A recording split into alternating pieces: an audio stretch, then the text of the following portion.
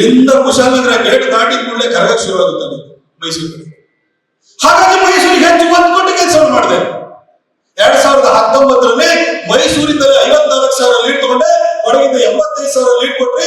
ಹಾಗಾಗಿ ನನ್ನ ಗೆಲುವಿನ ಅಂತರ ಇದೆಲ್ಲ 1,38,000 ಆಯಿತು.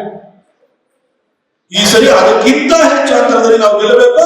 ಯದುವೀರವರು ಇವತ್ತು ವೇದವಂಶಕ್ಕೆ ಸೇರಿದಂತಹ ನಮ್ಮ ನಾಲ್ವಡಿ ಕೃಷ್ಣರಾಜ ಒಡೆಯರಂತಹ ದೇಶಕ್ಕೆ ಮಾದರಿಯಾದಂತಹ ಒಂದು ಕುಟುಂಬ, ಒಂದು ಹೊರತನ, ಒಬ್ಬ ಮಹಾರಾಜ ಅವರು ಆ ಕುಟುಂಬಕ್ಕೆ ಸೇರಿದಂತವರು.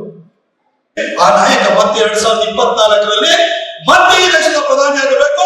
ಅದಕ್ಕೋಸ್ಕರವಾಗಿ ನಮ್ಮ ಕೊಡಗಿನಿಂದ ಮತ್ತು ಮೈಸೂರಿನಿಂದ ಕೈ ಎತ್ತಕ್ಕೆ ಯದುವೀರ್ ಮಹಾರಾಜರನ್ನ ಗಳಿಸಿಕೊಡಿ ಅಂತ ಹೇಳಿ ನಿಮ್ಮನ್ನು ಕೇಳಲಿಕ್ಕೆ ನಾನು ಬಂದಿದ್ದೀನಿ. ಬಂಧುಗಳೇ, ನನಗೆ ಯಾವ ರೀತಿ ಪ್ರೀತಿಯಿಂದ ನೋಡ್ಕೊಂಡ್ರಿ ಅದೇ ಪ್ರೀತಿನ ಅವ್ರಿಗೂ ಕೂಡ ಮಹಾರಾಜರ ಮಾದರಿಯ ಬಗ್ಗೆ ನಾನು ಹೇಳ್ತಾ ಇದ್ದೆ. ಸಂಸದರು ಬಹಳಷ್ಟು ಜನ ಇರ್ತಾರೆ. ಹಾಗೆ 83 ಕಿಲೋಮೀಟರ್ ಪ್ರಧಾನಮಂತ್ರಿ ಗ್ರಾಮ ಸಡಕ್ ಯೋಜನೆ ಅಂತ ಎಲ್ಲ ಕಾಮಗಾರಿ ಮುಗಿದೋಗಿದೆ. ಇಲ್ಲಿಂದಲೇ ಸಂಪಾಜವರೆಗೂ ರಿಟೈನಿಂಗ್ ವಾಲ್ ಬೇಕಿತ್ತು, ಅದನ್ನು ಕೂಡ ಕಂಪ್ಲೀಟ್ ಆಗಿ ಹೊಸದಾಗಿ ಮತ್ತೆ 100 ಕೋಟಿ ರೂಪಾಯಿ ತಗೊಂಡಿದ್ದೀನಿ. ಹೊಸದಾಗಿ ಮತ್ತೆ 22 ರಿಟೈನಿಂಗ್ ವಾಲ್ಗಳು ಬರುತ್ತೆ. ಎಲ್ಲಾ ಕೆಲಸ ಕಾಮಗಾರಿಗಳನ್ನ ನನ್ನ ಸಾಮರ್ಥ್ಯಕ್ಕೆ ಅನುಗುಣವಾಗಿ ಮಾಡಿದರೆ. ಮೈಸೂರಲ್ಲಿ ಏರ್ಪೋರ್ಟ್ ಮಾಡಿದ್ದೀನಿ, ರಿಂಗ್ ರೋಡ್ ಮಾಡಿಸಿದ್ದೀನಿ, ಲೈಟ್ ಹಾಕ್ಸಿದ್ದೀನಿ, ಕಸ ತೆಗೆಸಿದ್ದೀನಿ, ಇಂಗ್ಲೆಂಡ್ ಕಂಟೈನರ್ ಡಿಪೋ ತಗೊಂಡಿದ್ದೀನಿ, software technology park of India ತಗೊಂಡಿದ್ದೀನಿ, ಪಾಸ್ಪೋರ್ಟ್ ಸೇವಾ ಕೇಂದ್ರ ತಗೊಂಡಿದ್ದೀನಿ, ಯು ನೇಮ್ ಎನಿಥಿಂಗ್ ಎಲ್ಲದೂ ತಂದಿದ್ದೀನಿ.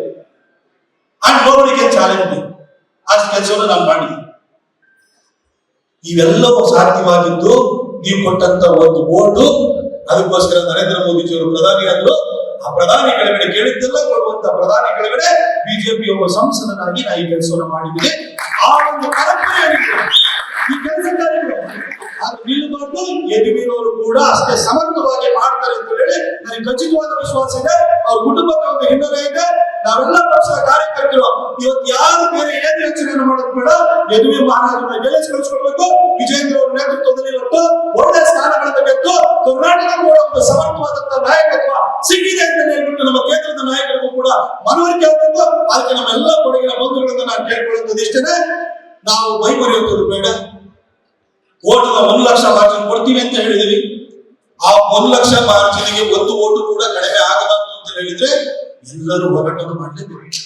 ಕೊಡಗಿನ 42,000 ಲೀಡನ್ನು ಕೊಟ್ಟರೆ ಇವತ್ತು ಇಲ್ಲಿಂದ ಕುಶಾಲನಗರ ಗೇಟ್ ದಾಟಿದ ಕೂಡಲೇ ಕರಗಕ್ಕೆ ಶುರುವಾಗುತ್ತದೆ ಮೈಸೂರು ಕಡೆ. ಹಾಗಾಗಿ ಮೈಸೂರಿಗೆ ಹೆಚ್ಚು ಒತ್ತು ಕೊಟ್ಟು ಕೆಲಸವನ್ನು ಮಾಡಿದೆ. 2019ರಲ್ಲಿ ಮೈಸೂರಿಂದಲೇ 54,000 ಲೀಡ್ ತಗೊಂಡೆ, ಹೊರಗಿಂದ 85,000 ಲೀಡ್ ಕೊಟ್ರೆ. ಹಾಗಾಗಿ ನನ್ನ ಗೆಲುವಿನ ಅಂತರ ಇದೆಲ್ಲ 1,38,000 ಆಯಿತು. ಈ ಸರಿ ಅದಕ್ಕಿಂತ ಹೆಚ್ಚು ಅಂತರದಲ್ಲಿ ನಾವು ಗೆಲ್ಲಬೇಕು. ಯದುವೀರವರು ಇವತ್ತು ವೇದವಂಶಕ್ಕೆ ಸೇರಿದಂತಹ ನಮ್ಮ ನಾಲ್ವಡಿ ಕೃಷ್ಣರಾಜ ಒಡೆಯರಂತಹ ದೇಶಕ್ಕೆ ಮಾದರಿಯಾದಂತಹ ಒಂದು ಕುಟುಂಬ, ಒಂದು ಹೊರತನ, ಒಬ್ಬ ಮಹಾರಾಜ ಅವರು ಆ ಕುಟುಂಬಕ್ಕೆ ಸೇರಿದಂತವರು. ಆ ನಾಯಕ ಮತ್ತೆ 2024ರಲ್ಲಿ ಮತ್ತೆ ಈ ದೇಶದ ಪ್ರಧಾನಿ ಆಗಬೇಕು. ಅದಕ್ಕೋಸ್ಕರವಾಗಿ ನಮ್ಮ ಕೊಡಗಿನಿಂದ ಮತ್ತು ಮೈಸೂರಿನಿಂದ ಕೈ ಎತ್ತಕ್ಕೆ ಯದುವೀರ್ ಮಹಾರಾಜರನ್ನ ಗಳಿಸಿಕೊಡಿ ಅಂತ ಹೇಳಿ ನಿಮ್ಮನ್ನು ಕೇಳಲಿಕ್ಕೆ ನಾನು ಬಂದಿದ್ದೀನಿ. ಬಂಧುಗಳೇ, ನನಗೆ ಯಾವ ರೀತಿ ಪ್ರೀತಿಯಿಂದ ನೋಡ್ಕೊಂಡ್ರಿ ಅದೇ ಪ್ರೀತಿನ ಅವ್ರಿಗೂ ಕೂಡ ಮಹಾರಾಜರ ಮಾದರಿಯ ಬಗ್ಗೆ ನಾನು ಹೇಳ್ತಾ ಇದ್ದೆ. ಸಂಸದರು ಬಹಳಷ್ಟು ಜನ ಇರ್ತಾರೆ. ಹಾಗೆ 83 ಕಿಲೋಮೀಟರ್ ಪ್ರಧಾನಮಂತ್ರಿ ಗ್ರಾಮ ಸಡಕ್ ಯೋಜನೆ ಅಂತ ಎಲ್ಲ ಕಾಮಗಾರಿ ಮುಗಿದೋಗಿದೆ. ಇಲ್ಲಿಂದಲೇ ಸಂಪಾಜವರೆಗೂ ರಿಟೈನಿಂಗ್ ವಾಲ್ ಬೇಕಿತ್ತು, ಅದನ್ನು ಕೂಡ ಕಂಪ್ಲೀಟ್ ಆಗಿ ಹೊಸದಾಗಿ ಮತ್ತೆ 100 ಕೋಟಿ ರೂಪಾಯಿ ತಗೊಂಡಿದ್ದೀನಿ. ಹೊಸದಾಗಿ ಮತ್ತೆ 22 ರಿಟೈನಿಂಗ್ ವಾಲ್ಗಳು ಬರುತ್ತೆ. ಎಲ್ಲಾ ಕೆಲಸ ಕಾಮಗಾರಿಗಳನ್ನ ನನ್ನ ಸಾಮರ್ಥ್ಯಕ್ಕೆ ಅನುಗುಣವಾಗಿ ಮಾಡಿದರೆ. ಮೈಸೂರಲ್ಲಿ ಏರ್ಪೋರ್ಟ್ ಮಾಡಿದ್ದೀನಿ, ರಿಂಗ್ ರೋಡ್ ಮಾಡಿಸಿದ್ದೀನಿ, ಲೈಟ್ ಹಾಕ್ಸಿದ್ದೀನಿ, ಕಸ ತೆಗೆಸಿದ್ದೀನಿ, ಇಂಗ್ಲೆಂಡ್ ಕಂಟೈನರ್ ಡಿಪೋ ತಗೊಂಡಿದ್ದೀನಿ, software technology park of India ತಗೊಂಡಿದ್ದೀನಿ, ಪಾಸ್ಪೋರ್ಟ್ ಸೇವಾ ಕೇಂದ್ರ ತಗೊಂಡಿದ್ದೀನಿ, ಯು ನೇಮ್ ಎನಿಥಿಂಗ್ ಎಲ್ಲದೂ ತಂದಿದ್ದೀನಿ. ಅಂಡ್ ನೋಬಡಿ ಚಾಲೆಂಜ್ ಅಷ್ಟು ಕೆಲಸವನ್ನು ನಾನು ಮಾಡಿದ್ದೀನಿ. ಇವೆಲ್ಲವೂ ಸಾಧ್ಯವಾಗಿದ್ದು ನೀವು ಕೊಟ್ಟಂತ ಒಂದು ಓಟು. ಅದಕ್ಕೋಸ್ಕರ ನರೇಂದ್ರ ಮೋದಿಜಿಯವರು ಪ್ರಧಾನಿ ಆದ್ರು. ಆ ಪ್ರಧಾನಿ ಕೆಳಗಡೆ ಕೇಳಿದ್ದೆಲ್ಲ ಕೊಡುವಂತ ಪ್ರಧಾನಿ ಕೆಳಗಡೆ ಬಿಜೆಪಿ ಒಬ್ಬ ಸಂಸದನಾಗಿ ನಾ ಈ ಕೆಲಸವನ್ನು ಮಾಡಿದ್ದೀನಿ.